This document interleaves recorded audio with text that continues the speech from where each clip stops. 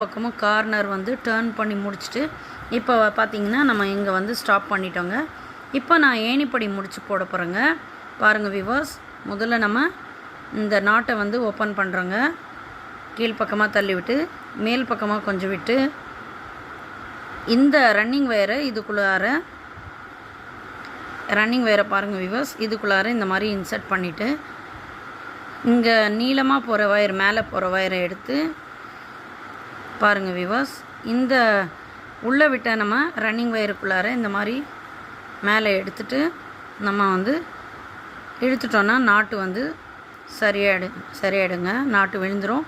ஒரு நாட்டுக்கு மேலே இன்னொரு நாட்டு உட்காந்துரும். பார்த்திங்கன்னா உள்ள இந்த மாதிரி போகுங்க.